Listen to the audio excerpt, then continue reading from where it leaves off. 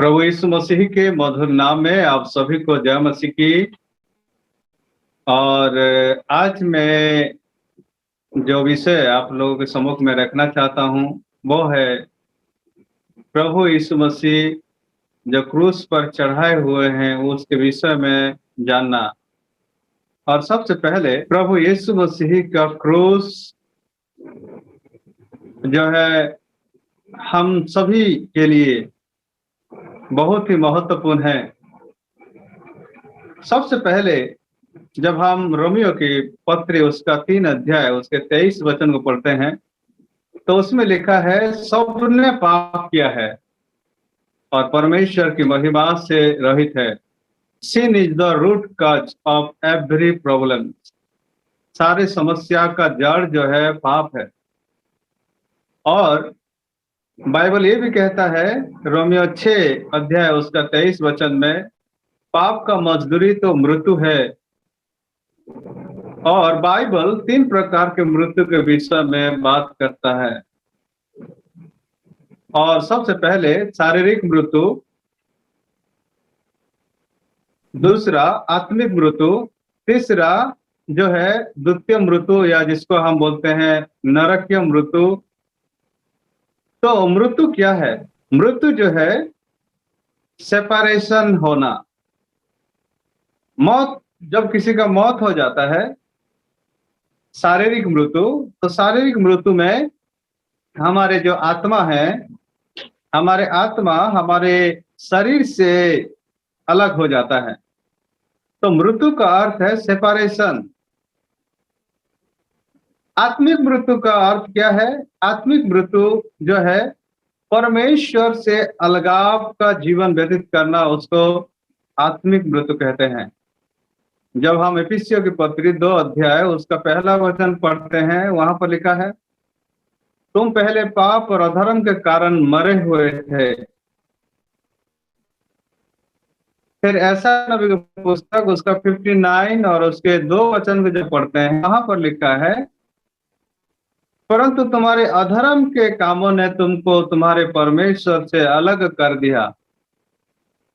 और तीसरे प्रकार के मृत्यु के बारे में जो बाइबल बात करता है वो है नरक का मृत्यु। और नरक का मृत्यु जो है बहुत ही भयानक, और उसको अनंत काल का मृत्यु भी कहते हैं।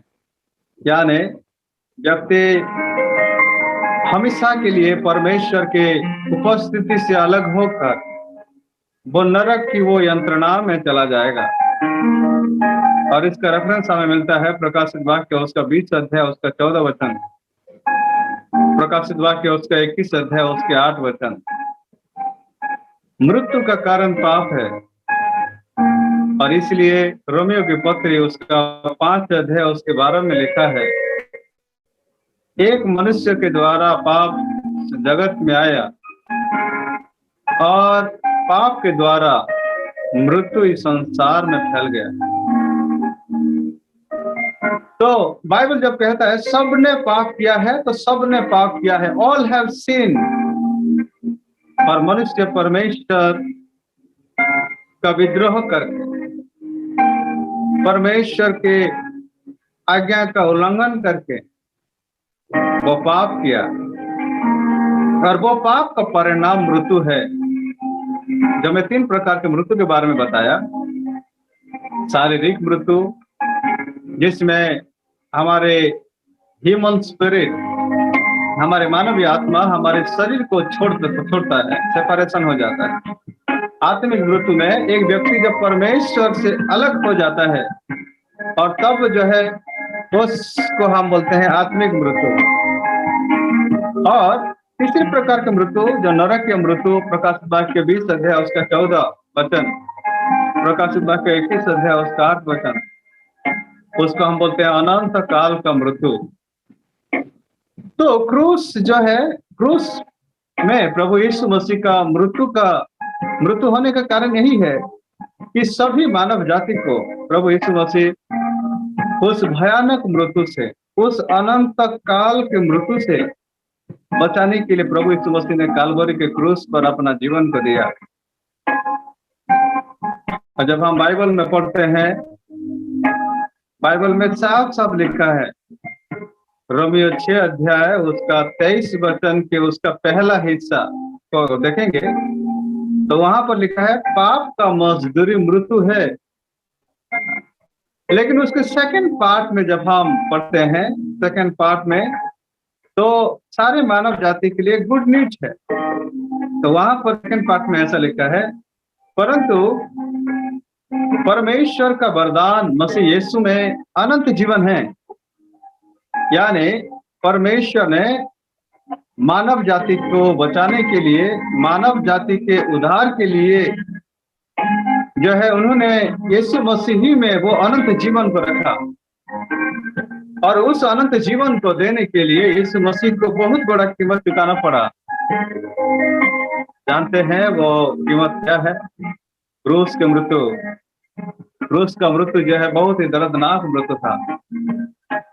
लेकिन प्रभु यीशु मसीह ने सारे मानव जाति के लिए काल्वरी के क्रूस पर जो है वो दर्दनाक मौत को उसने सहा।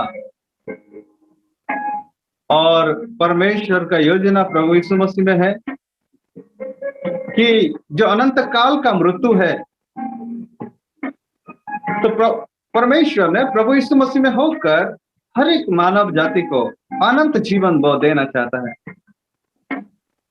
और वो अनंत जीवन अपने प्रिय पुत्र प्रभु यीशु मसीह में रखा है।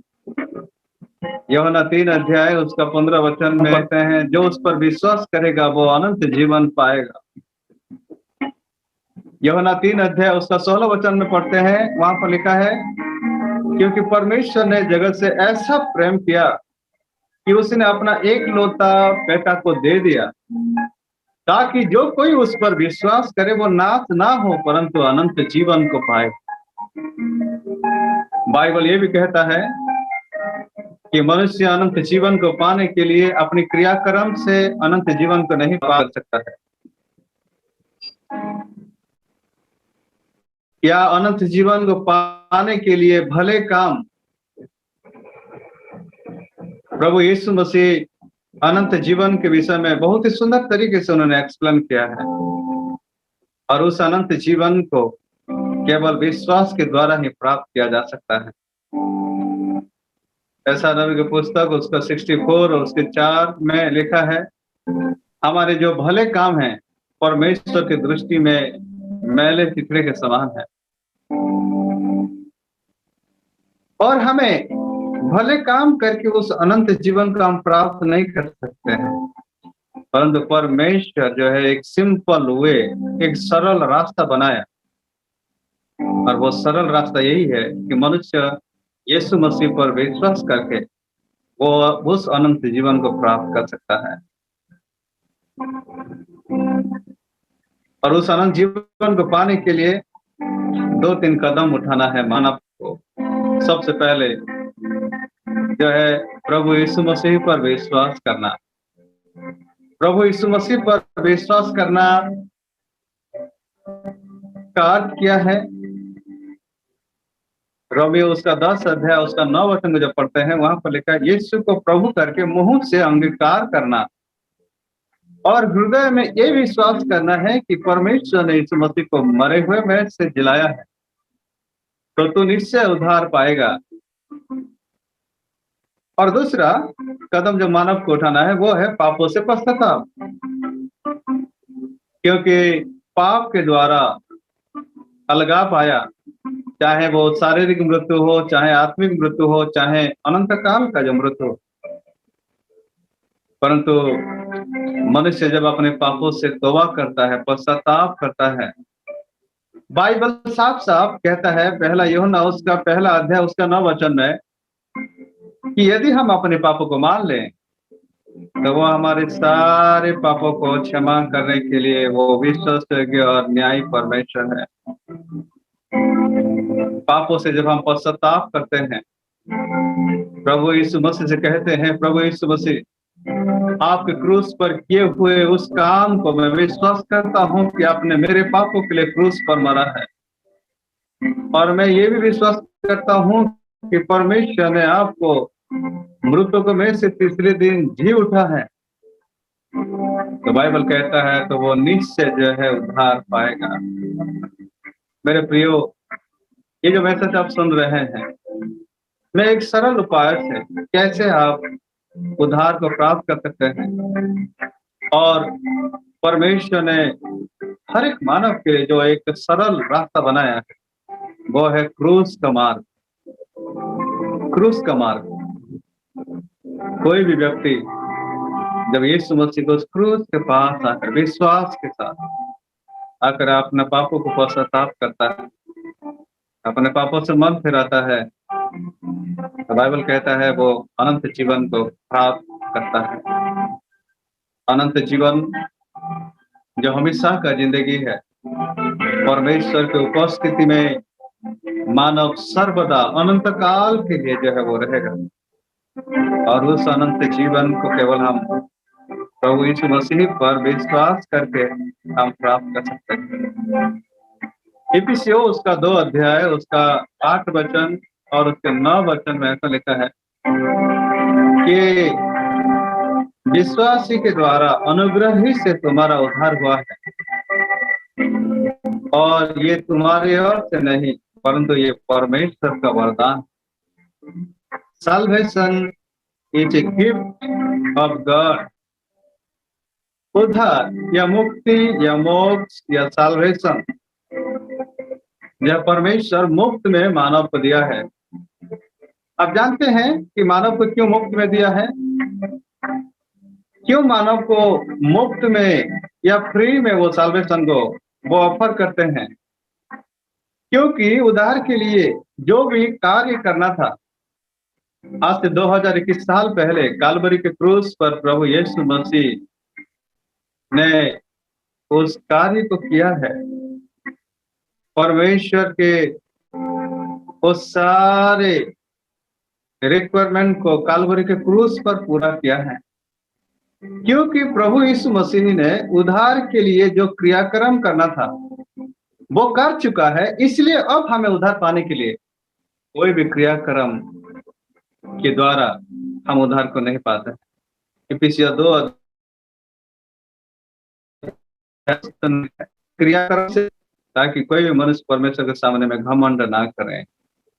बड़ा सिंपल परमेश्वर ने एक मार्ग बनाया, और मनुष्य जो है आज प्रभु यीशु मसीह पर विश्वास, केवल विश्वास करके वो अनंत जीवन को प्राप्त कर सकता है। लेकिन इफिसियों 2 अध्याय उसके 10 आयत में जब हम पढ़ते हैं, वहां पर लिखा है कि हम भले कामों के लिए मसीह यीशु में हम सृजे गए हैं। देखिए, हम उद्धार पाने के लिए भले काम नहीं करते हैं, लेकिन हम उद्धार इसलिए परमेश्वर ने हमें दिया है ताकि हम भले काम करें। मेरा कॉन्सेप्ट को आप समझ रहे होंगे। हम उद्धार पाने के लिए भले काम नहीं करते हैं, क्योंकि हम उद्धार पा चुके हैं, क्योंकि हमारे पापों का क्षमा हो चुका है, इसलिए क्योंकि हम उद्धार प्राप्त कर चुके हैं। इसलिए इफिसियों 2 का 10 वचन में लिखा है कि हम उस भले काम को करने के लिए मसीह यीशु में हम सृजे गए हैं। संसार की उत्पत्ति से पहले ही परमेश्वर ने इस प्रकार का योजनाएं जो है बनाया है।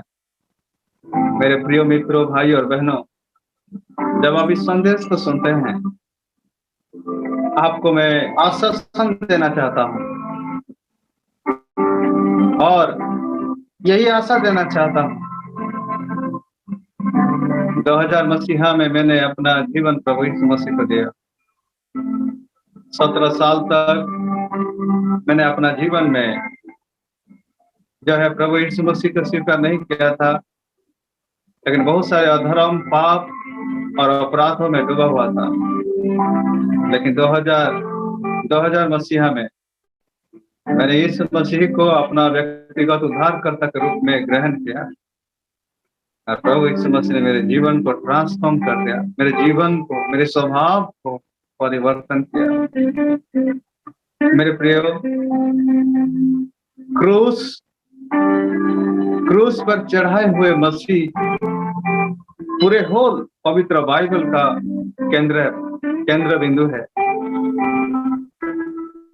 और इसलिए उस क्रूस के पास जब कोई भी मनुष्य आता है, अपने पापों को तौबा करता है, अपने पापों का अंगीकार करता है और यीशु मसीह के क्रूस पर किए हुए उस कार्य को विश्वास करता है, तो बाइबल कहता है वो अनंत जीवन को पाएगा।